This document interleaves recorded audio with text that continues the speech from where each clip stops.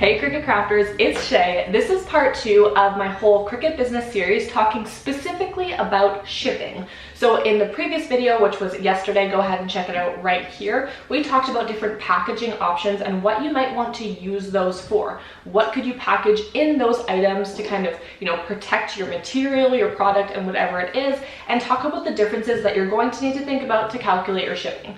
So today we're going to be talking about calculating your shipping cost. And like I mentioned last time, some things you're going to want to have in the back of your mind and really think about ahead of time, plan ahead, is are you going to offer shipping in the price? So free shipping, for example, on Etsy, you see people offering free shipping a lot. So they might price their mug at $20 with free shipping. Or you might price your mug at $10 and then the customer pays for the shipping.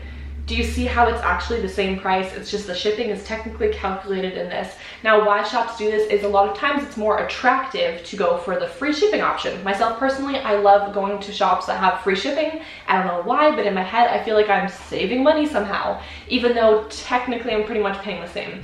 The problem with offering free shipping is maybe someone's going to be purchasing something from abroad if you offer that, or internationally, and then you're going to have to pay out of pocket to cover that shipping cost.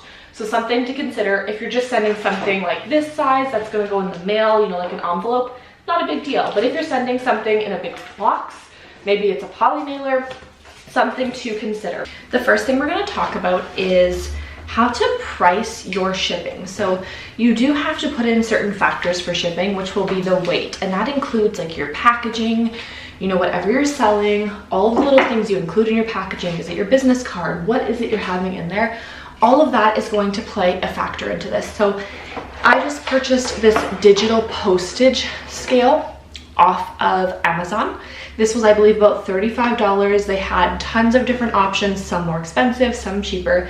And the reason I got this is because I didn't really think about it. I didn't really understand that a regular scale that I weigh myself on does not work, because I'm going to need to know the exact ounces or any of those things for my postage. Now some people do just guess it, and I mean, you do you, but this is what I personally prefer so that I can get a proper estimate on my shipping cost, and this way I can avoid me having to pay shipping out of pocket.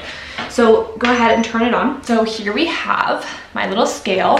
I know it's kind of hard to see the screen, so I will do my best to turn the camera a little bit. So we're gonna do kind of a mock of what I would do. So this one does open up to kind of like have a platform if you need. I'm going to keep it like this, okay? For this example, I'm going to pretend that I'm shipping one of these cups.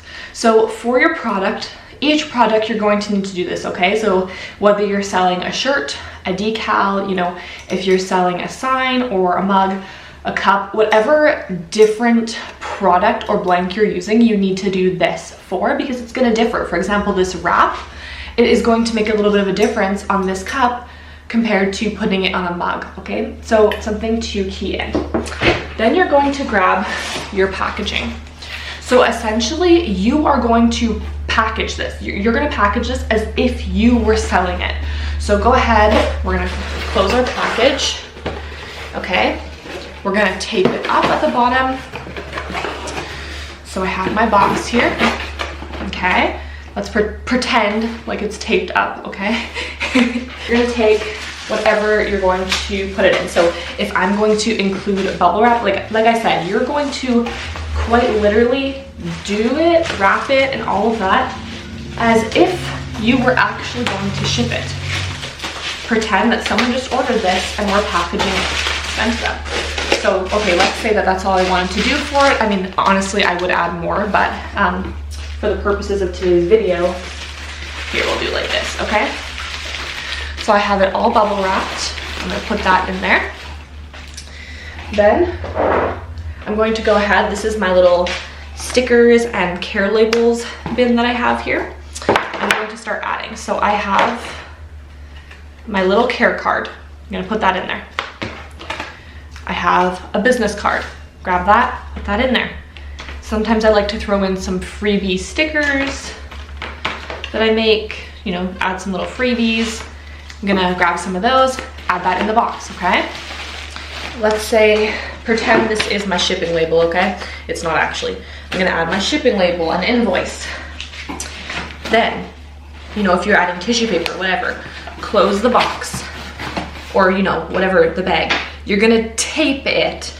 You're going to stick on, I mean, whatever paper that you're doing your label on. Obviously, if you're doing a mock-up here, you're not gonna have a shipping label, so just grab, you know, if it's gonna be on printer paper, grab that size of printer paper, you're gonna tape it on there. You're literally going to pretend that you are going to ship this out, okay? You know when you're a kid and you pretend that, you know, mom and dad got the mail? Yeah, that's what we're doing again, okay? So let's pretend right now, pretend that this is fully closed, whatever, because I don't have tape with me right now, okay? So then, you're going to, again, pretend this is fully closed, it has the label on it and all that stuff. So now you see the number on here, okay? And it's gonna change for each item, the way you package it. You know, you might need to find things, maybe this package is a little heavier than other ones and what works best for you. So really do your research and trial and error. Now that we have our mocked up, like, package situation, I know the amount. So when I go to enter this into my Shopify, my Etsy, any of those things, I can calculate how much it's going to cost me to ship this item because it's going to ask me the weight. For example, Shopify asks you the weight. It asks you the size of your package or parcel that you're using. So this one is an 8x6x4. And then also it's going to ask you a couple of other little factors. So this is obviously going to cost more to ship than an envelope would, or my bubble mailer, for example.